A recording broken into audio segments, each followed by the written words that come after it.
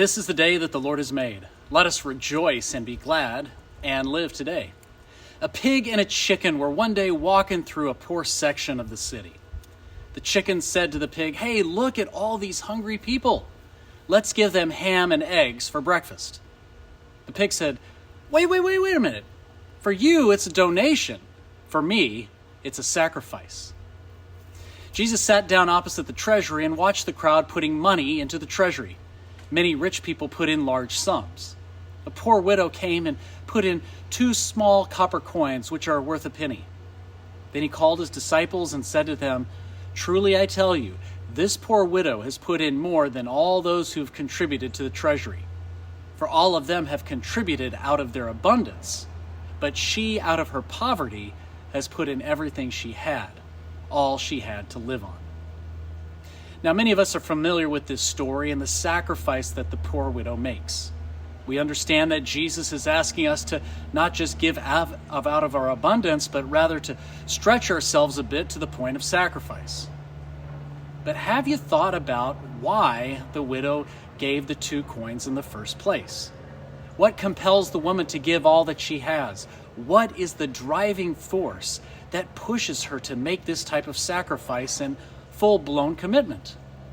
Well, would you believe that the answer to this question was revealed to me on a golf course? Well, maybe not the answer, but certainly one man's opinion of the situation. This past spring, I was fortunate enough to play in the Luther Hill golf tournament. It was a beautiful day to be outside on the golf course, and my team had an absolute blast hacking away at that little golf ball. And yes, hacking is the correct term there. About halfway through the scramble, while we were waiting to tee off, I struck up a conversation with a friend of mine who was also waiting to tee off, but at a nearby hole. He commented how it was fantastic to be outside in this weather and not in the office stuck behind the desk.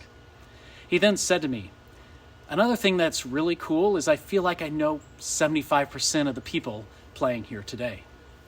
Now, wait a minute. What did he just say? A revelation came to me. My friend said that he liked the fact that he knew 75% of the people playing in the tournament. Interesting. This might be the answer to why the poor widow gave everything that she had to the treasury. You see, my buddy, he liked being at this particular golf tournament because he has a connection with many of the people. He knows them, and he's a part of a larger group of folks who are there for 2 reasons. 1, to play golf, and 2, to raise money for Luther Hill Ministries.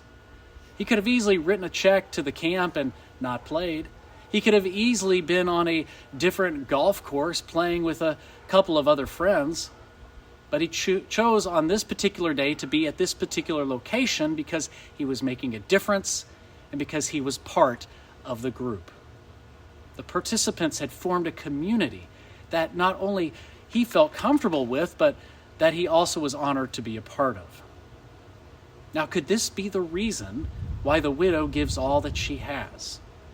Remember that back in the day of Jesus, women, they didn't have a very prominent role within society at all. Now just imagine not only being a woman, but also being a widow, a poor widow at that. How does society view a person such as this? Where does someone like this fit in?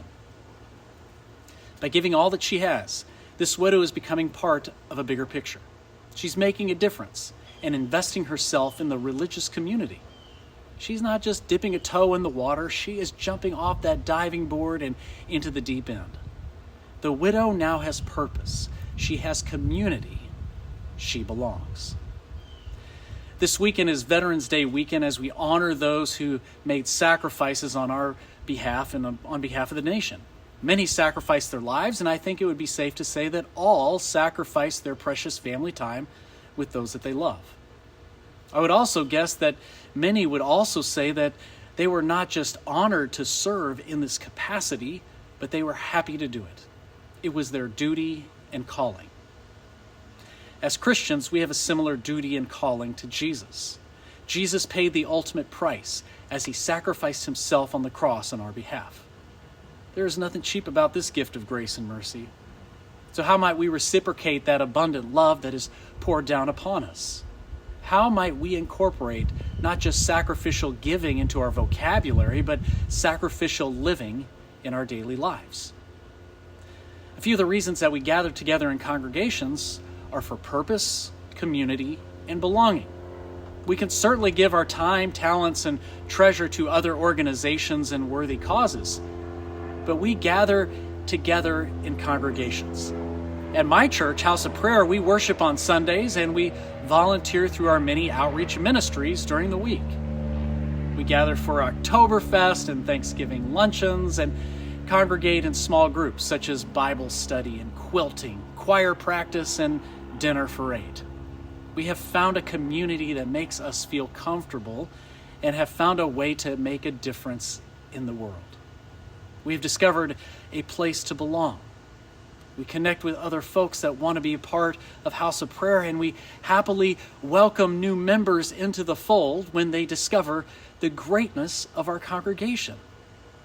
We are a faith community of disciples that are willing to make Jesus the number one priority in our lives. And so we stretch ourselves and serve sacrificially in all that we do. We love our neighbor. We display generosity in our giving. We help a friend. We welcome a stranger. We encourage a colleague. We feed the hungry. We support a family member. We accept the outcast. We as individuals and as a congregation stretch ourselves to our limits to see just how far we can extend that love that is found in Jesus Christ. The chicken makes a donation, the pig makes a sacrifice.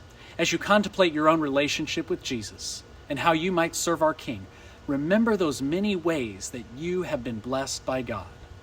Rejoice that God claims you as his own, and respond to this never-failing love as we come together as one, as we joyfully offer up to God our sacrifice of praise.